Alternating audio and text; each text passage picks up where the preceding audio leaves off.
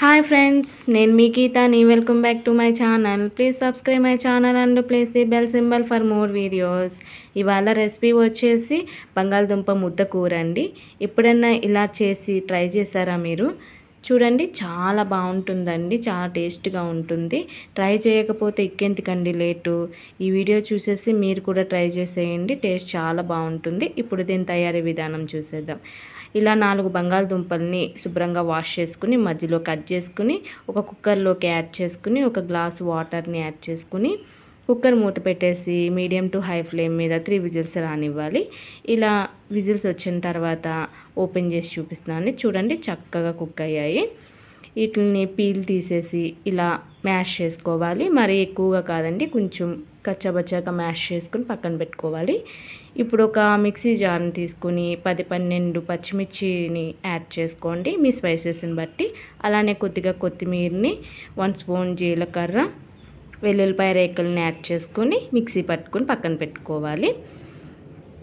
ఇప్పుడు ఒక కళాయిని పెట్టుకుని 2 టేబుల్ స్పూన్ ఆయిల్ని యాడ్ చేసుకుని హీట్ అయిన తర్వాత 1 స్పూన్ జీలకర్ర, 1 స్పూన్ మినప్పప్పు, 1 స్పూన్ ఆవాలు వేసుకుని ఇలా ఫ్రై చేసుకోవాలి కొద్దిగా.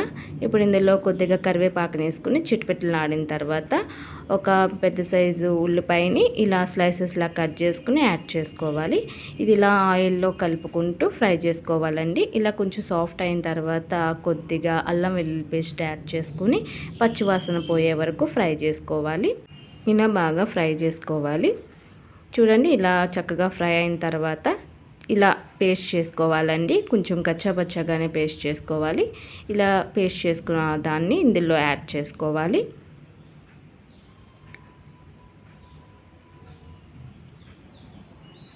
ఇప్పుడు ఇది గట్టి పెట్టుకుని బాగా ఈ ఆయిల్లో కలిసేలా కలుపుకుంటూ ఫ్రై చేసుకోవాలి. ఇప్పుడు కొద్దిగా పసుపుని, రుచికి సరిపడా సాల్ట్ని యాడ్ చేసుకొని బాగా కలుపుకొని 2 మినిట్స్ ఫ్రై చేసుకోవాలండి, పచ్చివాసన పోయే వరకు.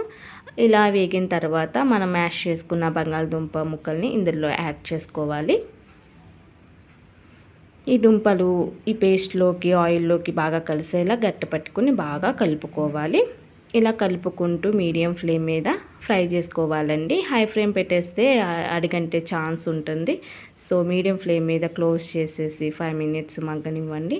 చూడండి, చక్కగా ఆయిల్లో మగ్గిపోయింది. ఇప్పుడు బాగా కలుపుకుంటూ ఇంకో 2 మినిట్స్ ఫ్రై చేసుకోండి. సాల్ట్ ఏమైనా సరిపోతే చూసుకుని అడ్జస్ట్ చేసుకుని బాగా కలుపుకోండి. అంతేనండి, రెడీ అయిపోయింది బంగాళదుంప ముద్ద కూర.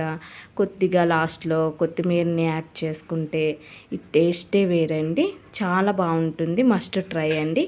ఈ వీడియో కనుక మీకు నచ్చితే please subscribe my channel. Thanks for watching.